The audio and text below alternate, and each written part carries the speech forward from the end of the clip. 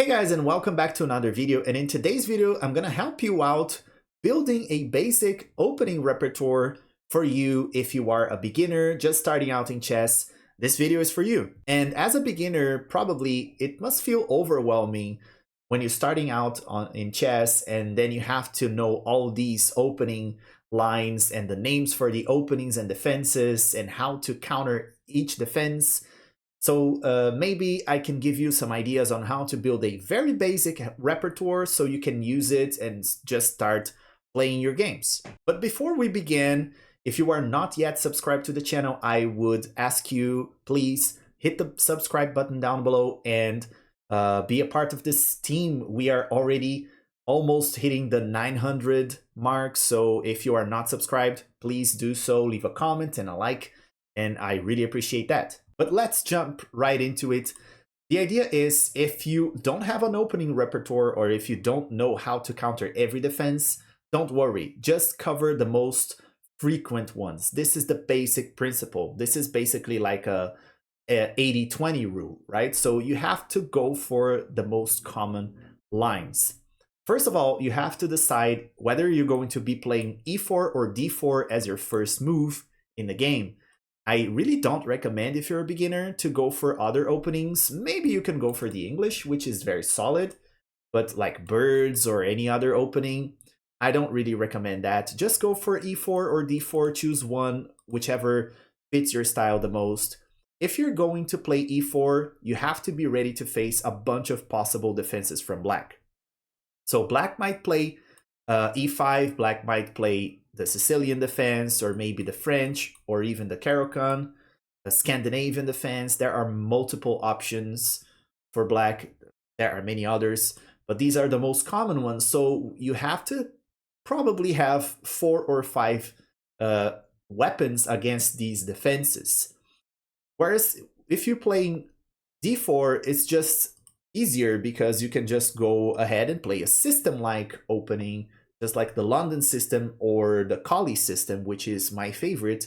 I don't actually play d4 that much, but when I do, I go for the Collie system. So this is something you should do if you play d4. Just go for a system. It's just much easier. You just know more or less where your pieces go. So no matter much what black does here, you're probably going to develop your knight. And after doing that, you're going to develop this pawn over here, bishop here. Then you can castle very quickly. This bishop is going to be blocked by the pawn here, but that's not a problem. This is actually a characteristic of the Collie system, because later on we're going to be pushing this pawn and then freeing up the bishop over there. This pawn belongs here. The knight's going to come here. The rook is going to come here. And later on, you're going to be pushing this pawn, freeing up this bishop. This is more or less the idea of the Collie system, but if you are interested in that, just check out my channel. I have a couple videos on the Collie system and the Collie Zuckertort system, or maybe you can go for the London system, but that's not my specialty, so I don't have any videos on that, but you can surely find videos on the London system and learn that. My take is e4. So if you are playing white and you're playing e4, then you are on my team because I play e4 as well. So you have to be ready to face the most common openings, and those are, the defenses are, the first one is e5. This is the top one on the Lichess database. So you gotta have a main opening, which is gonna be your main weapon against black and against e5. And you can choose, there are many options. Rue Lopez, Italian game. You can go for, I don't know, King's Gambit. Never played the King's Gambit. That's my recommendation. But what I would recommend, go for a very simple opening that you can stabilize very easily, very solid. And that's, in my opinion, the 4 knights.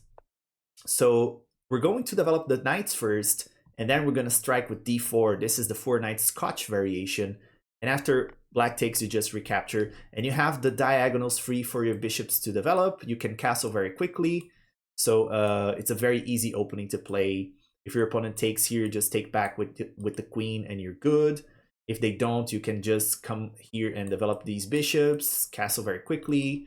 It's a pretty good opening to play as white, and you're not going to have many issues playing this. So this is what you're going to do if your opponent plays, of course, e5. If they play something else, then you might have some weapons against these other defenses. All right, so what is the second most popular defense then? So if you play e4, the second most popular defense is the Sicilian defense. You might have a weapon against that. You could play, for example, the Smith-Morra Gambit, which is a very good opening. I have a video on that too. You could go for, I don't know, many options here. You could go for the Alapin, you could go for a very simple open Sicilian here, or you might go for a closed Sicilian, but just make it simple. What I would do here is simply pretend that I'm going to play an open Sicilian, and as my opponent continues, I'm going to play this move, c3, and this is the delayed Alapin variation. And this is really good because your opponent might not know how to react to that. So probably the main line here is developing this knight, but they're not going to do that. Probably they're going to develop the knight here, which is the most common move for them. And then you strike the center with d4. If they take it, just take back. And you have a very strong center with two very strong pawns here. You are threatening to maybe do this later on. You can develop your pieces here. You have this open file to attack. You can castle very quickly here, just develop the bishop. So it's a great game. So that's why I like the delayed Alapin so much. And I have maybe a couple videos on that in my channel too. So you better check it out. All right, and the third most common move when you play e4, believe it or not, is not the French, and it's not the Caro-Kann, it's the Scandinavian defense. And I recently made a video on that, so you better check that out too. And what I do against the Scandi, I don't just play their line and take the pawn. I play d4 and surprise my opponents by playing an opening that they're not really aware of. And they might transpose into a French or a Caro-Kann here, which is good for you. You might have a weapon against the Caro and against the French as well. We're going to talk about them next. But more often than not, they're just going to take this pawn because it's a gambit, right? So what you're going to do here is you're going to develop the knight attacking this pawn, and they're going to probably defend this pawn. And here you don't actually do anything else. You just offer yet another pawn for your opponent. And they take the pawn, you just capture back with the knight. If they don't take the pawn, you take it yourself and establish a good center. But they're going to take the pawn more often than not. And here you have what is the Black Mardimer Gambit. You can develop this bishop castle very quickly, or even develop these two pieces and castle long if you want. You're going to have open lines to attack, lead in development, central pawn here dominating. So this is a really good opening against the Scandi, and most Scandi players are not aware of this, so they might end up transpositioning, you know, making a transposition to another opening, or even falling into your line that you know better. And to make things simple, against the French defense and against the Caro-Kann defense, you might play the exact same thing. And they're going to be very similar, which is the exchange variations. They are very simple, very straightforward, and you don't have to be memorizing that much. So if your opponent plays the French, you just go d4, and you take the pawn. And as they take back, you can just develop the knight, the bishop, maybe here, if the knight was developed. And after developing, you can just castle short, and that's very simple game. You can play the pawn here, develop this bishop, bring the other knight over here. It's a very simple game. And if your opponent, let's say, instead of playing this, they go for the Caro-Kann, you do very similar thing. You just play d4. After this, you just take, and after takes, you have a very simple game. Develop your knight, bishop, castle, push, develop the other knight, develop this bishop, and it's a great game for you. Very simple opening. You don't have to study too much theory on that. But if you want to spice things up, maybe you want to go for this attack right here. And this is in the Caro-Kann, the Panov-Botvinnik attack. And if you're playing against the French defense, this is the Monte Carlo variation as takes, and then you push here on c4, and that's a great variation to play as well. And you can surprise your opponents if they think you're going to play a boring exchange variation. You can surprise them with something that is very nasty, and if they don't know the theory, you might be in advantage. Of course, this is what if you are playing, this is when you're playing white, but what if you're playing black?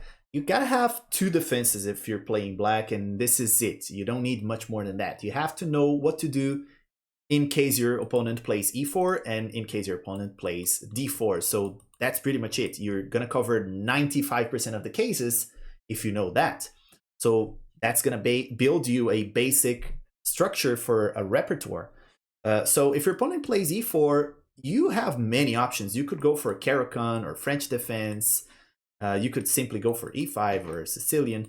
But what I recommend is keep it simple. Avoid openings that have a lot of variations. I would just play the Scandinavian defense, and your opponent might just go and take the pawn here, but you're not going to play that variation where you just take the pawn with the queen here, because your opponent might attack it very quickly. You're going to have to move it away.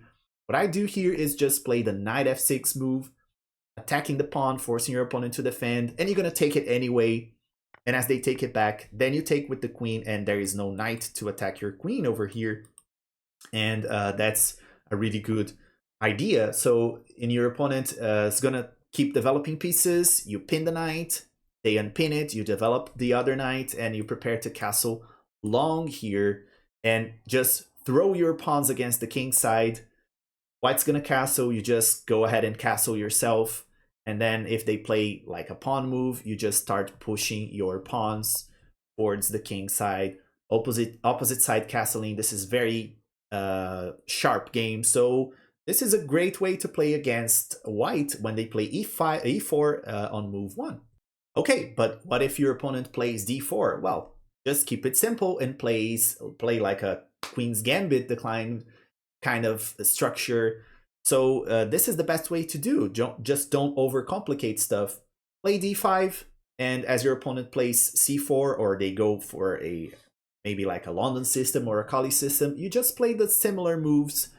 You just develop your pieces to the pretty much the same squares. You're gonna play e6 here. This is kind of a Queen's Gambit structure.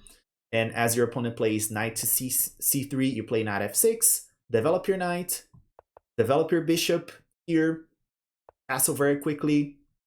It doesn't matter much what your opponent does, you're gonna castle very quickly here, and you can develop your pieces from here. You can start moving, let's say you can just play this and kick this bishop away, right? Or you may just push this pawn, develop your knight over here. Maybe you want to fianchetto this bishop. This is an option. So you can play this in many ways, but it's a very simple structure. You develop your pieces, castle, and you're out of the opening very safely. So that's pretty much my tips on building a basic repertoire for both white and black. Just go for the simple moves, don't overcomplicate stuff. That's what I would do if I was a beginner now. I would probably do this. Keep it simple, have the openings for the most common lines. And if you have any questions, if you want any suggestions, or if you want to give any suggestions, please do so in the comments down below. Subscribe to the channel for more, and as always, I see you guys in the next video.